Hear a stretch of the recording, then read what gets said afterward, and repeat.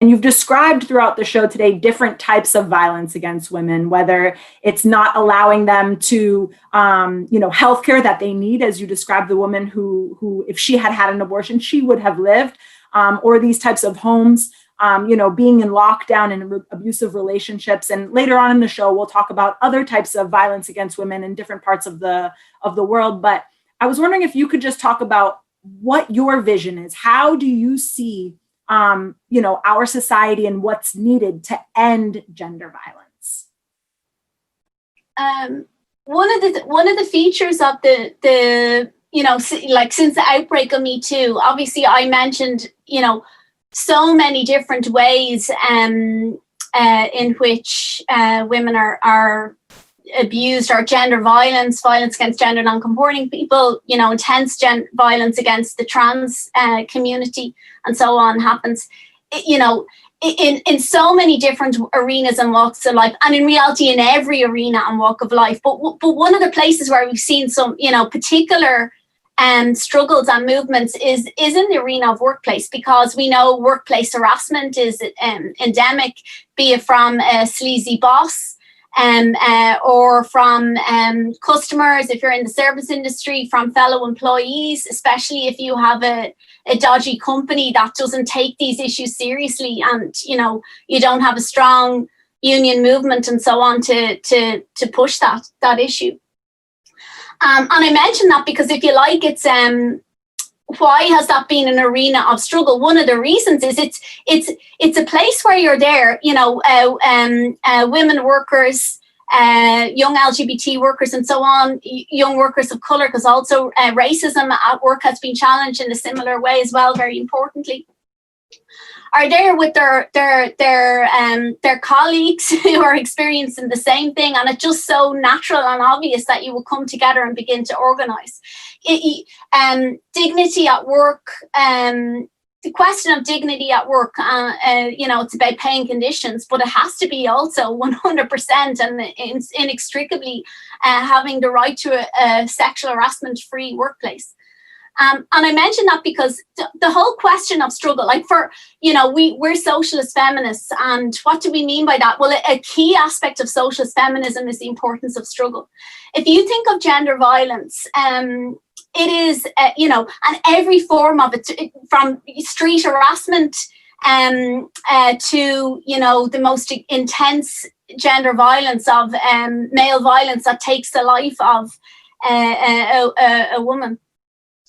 Or a gender non-conforming person, and every aspect of it, it's about crushing your confidence, crushing your trying to wreck your mental health, trying to coerce and silence you and make you invisible, and in the worst way to take away, in the most extreme cases, to take away our freedom and our lives. And what's the most powerful answer to that is to do the direct opposite, to come out on the streets and struggle alongside those who stand in solidarity with us, on this issue, on this question. Obviously, first and foremost, survivors and those who experience gender violence at the coalface, but also seeking to build, because, for me, you will always have gender violence if you have inequality and oppression. It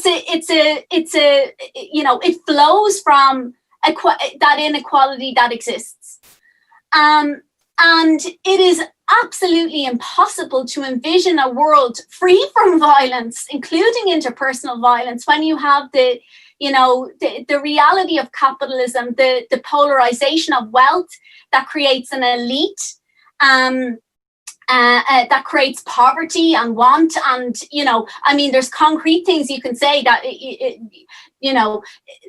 a recent thing, someone in Ireland is in the media in a really good way, who works in homelessness service, said, I've never met a woman who's homeless who has not been raped. It's cruel to hear, but that is the reality of the most poorest and oppressed experience this often in the most intense ways. So we know it's something that happens in every level of society, and we fight against it in every level of society. But in a world in which inequality and oppression and if you like, the system has an elite, it needs division. It can't. The biggest fear that the system has and the ruling class has is a united movement of working class, all the exploited, all the poor and oppressed of this world. And so it actually needs to create that division. It needs to concretely capitalism gains very, in a very real and material way from women's oppression, including from the billions euro of unpaid care work that women do, which is all around the world every year. Oxfam, it's a useful thing that they denote this. It's worth billions of euro for the system. It's ingrained in it. And in that context, you will not end gender violence when you have that inequality, that division, that class division, sexism.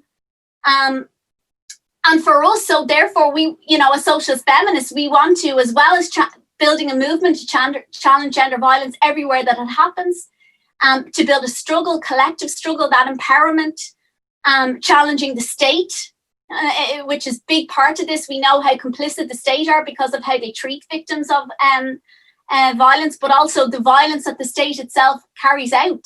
By the way, you look at any country figures for police and army, men who work in reality in police and army are more likely to carry domestic violence, showing the sort of macho ideas and so on that is necessary for capitalism and maintaining that coercion and that coercive state. And so we want a movement of solidarity to bring together all the exploited and oppressed, or the vast majority of them, to change the system. And the exploited and oppressed all have a vested interest in doing that. And yes, within the broad working class, and even in the broad working class movement, is there sexist ideas? Yes, there is. But one of the things about the world today, you look at the places that are flashpoints for working class struggle. You look at women workers, for example, are in way overrepresented in all the key frontline workplaces in COVID, for example. So key potentially flashpoints of struggle. But also young women are, at the forefront. Look at the movement in Poland with young women on the streets, risking their life and liberty because of the nature of the right wing there and so on, in this uprising against the abortion ban that's actually inspiring the whole working class in Poland, or the large majority of it that support them. And so you have a movement that young women are playing a key role in. It's has a vision that wants to unite and bring together all the exploited and oppressed. That's a movement in which young women will be the ones challenging bad attitudes and sexist attitudes and racist attitudes. And that's the sort of, I suppose, the optimistic vision of socialist feminists, that we believe that in the power of struggle, the power of collective struggle, and the potential for solidarity, and the sort of implacable opposition to the capitalist system, and any strand of feminism that accommodates itself to it, to be honest, because they will never ever support our interests. They will support changes that allow women and people of colour and so on to get into positions of power, but to continue the exploitation and oppression that has to be ended for gender violence to end.